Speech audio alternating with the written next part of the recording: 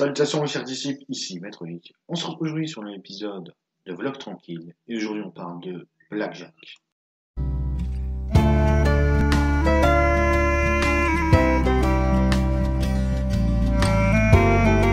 Blackjack est un manga shonen de Osamu Tezuka sorti en 1973 et il s'est terminé en 1983. Le manga a été repris en France par les éditions Asuka dans une collection comptant 17 volumes.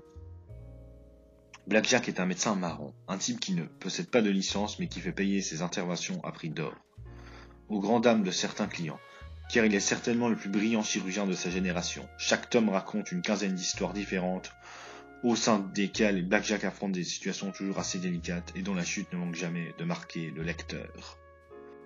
Alors Blackjack, est-ce que c'est un bon manga? Oui, c'est un bon manga. Alors, je sais que certains ça va pas trop leur plaire, le style dessin du manga, vu que c'est un manga assez vieux qui date des années 70. Et d'ailleurs, le fait que ce soit que des petites histoires, certains vont pas trop aimer. Ceux qui ont l'habitude de manga où il y a des gros arcs, un scénario qui suit, tout ça, ils vont pas trop kiffer. Mais je vais essayer de vous donner envie de lire ce manga, parce qu'il est vraiment très bien. Je veux parler du scénario, même s'il n'y a pas vraiment... En fait, de chaque petite histoire, il y a un scénario. Et à chaque fois, les scénarios sont très intéressants. Et à chaque fois, bon, c'est une opération de Blackjack. Mais à chaque fois, il y a quelques petites nuances. Et parfois, même les histoires peuvent même être très tragiques. Par exemple, même si Blackjack, c'est le chirurgien le plus doué du monde, le plus balèze qui fait des trucs de ouf, ça lui arrive d'échouer des opérations. Voilà. Et ça, on va le voir. Et quand il échoue des opérations, c'est très dramatique et très marquant, même si c'est assez rare. Mais ce qui est bien, justement, dans ce manga, c'est que même quand ça finit très tragiquement, bah, ça nous montre aussi une part d'optimisme.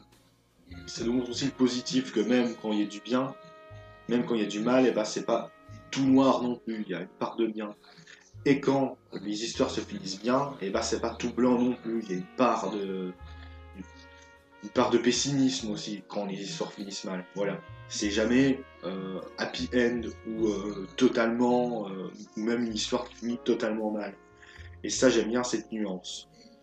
Et aussi le personnage de Blackjack, un personnage très complexe. Par exemple, on pourrait dire que c'est un enfoiré, comme par exemple quand il propose, quand il demande, je sais pas combien de millions d'euros à des parents pauvres pour soigner un gosse, tu te dis c'est un enfoiré, le gars. Et oui, c'est un enfoiré pour ça. Mais il y a aussi parfois des parts d'humanité, et là tu te dis, ouais, c'est quand même un gars bien.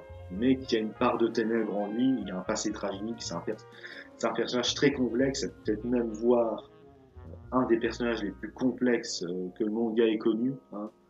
Bon, on n'en parle pas souvent de Blackjack, à part au Japon où il est assez connu, mais en France il n'est pas très connu. Mais c'est un personnage qui a une très grande complexité et qui est assez classe et assez charismatique. Les opérations de Blackjack sont tout le temps très palpitantes.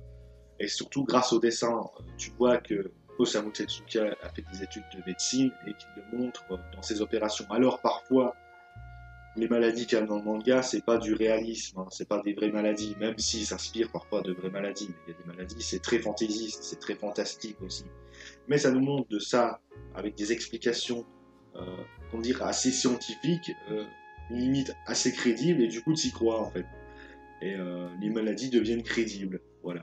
Et dans les opérations, avec les dessins et tout, il y a un souci du détail dans les opérations, alors que pourtant, les dessins hors opération, bah, c'est assez cartoonesque, même si c'est assez dynamique. D'ailleurs, les dessins cartoonesques, si tu t'y habitues vite, et après tu vois bien que tu t'attaches au personnage comme si tu t'attacherais au personnage de Naruto, tout ça. Voilà, donc, en tout cas, les opérations dans le manga sont aussi très bien. Conclusion de cette vidéo, est-ce que vous devez lire Blackjack? Absolument. Déjà, pour votre culture manga, vu que c'est un manga assez culte et assez important dans le monde du manga, même s'il n'est pas très connu en France, c'est un manga qui est vraiment très intéressant à lire et qui a de très bons personnages, très attachants à chaque fois dans les petites histoires. le personnage de Blackjack qui est très complexe, les dessins, même s'ils sont cartoonex, sont vraiment stylés. Voilà. Enfin bref, lisez Blackjack parce que c'est un très bon manga et vous verrez aussi l'évolution des mangas de Blackjack au manga d'aujourd'hui et ça c'est intéressant. Voilà. Donc c'est tout pour cette vidéo. Je vous dis à la prochaine pour une prochaine vidéo.